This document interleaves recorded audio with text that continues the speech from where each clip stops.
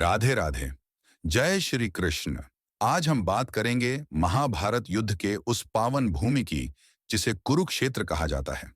आखिर क्यों महाभारत का युद्ध इसी स्थान पर हुआ? यह प्रश्न हमेशा से लोगों के मन में आता है।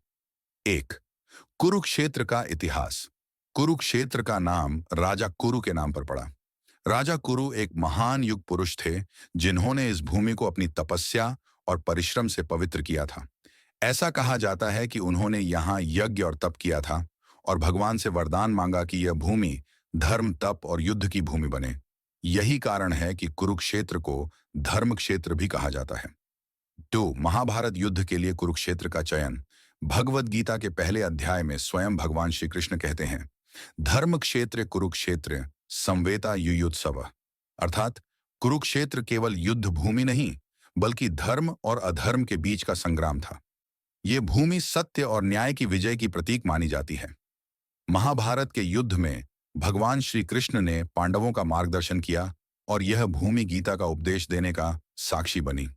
श्री कृष्ण ने इसी धरती पर अर्जुन को बताया कि युद्ध केवल विजय के लिए नहीं बल्कि धर्म की स्थापना के लिए लड़ा जाना चाहिए। 3, भूगोल और पवित्रता का संगम। कुरुक्षेत्र को पवित्र इसीलिए भी माना जाता है क्योंकि यहाँ कई ऋषियों और तपस्वियों ने तप किया। इसके अलावा इसका भूगोल भी युद्ध के लिए उपयुक्त था। विशाल समतल भूमि जहां सेनाएं आसानी से एकत्रित हो सकती थीं। 4, गीता का महत्व।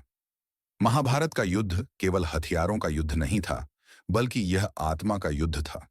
अर्जुन के भीतर द्वंद्व था, लेकिन भगवान श्री कृष्ण ने उन्हें गीता का उपदेश देकर धर्म का मार्ग दिखाया। इसीलिए कुरुक्षेत्र की महिमा और भी बढ़ गई।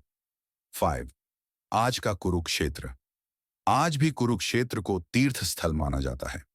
लाखों श्रद्धालु यहाँ आते हैं और पवित्र सरोवरों में स्नान करते हैं। कहा जाता है कि यहाँ स्नान करने से पापों का नाश होता है और मोक्ष की प्राप्ति होती है।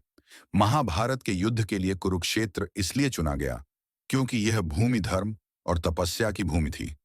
भगवान श्री कृष्ण ने इसे गीता का उपदेश देने के लिए चुना और यही धरती सत्य, न्याय और धर्म की विजय की प्रतीक बन गई। राधे राधे। जय श्री कृष्ण।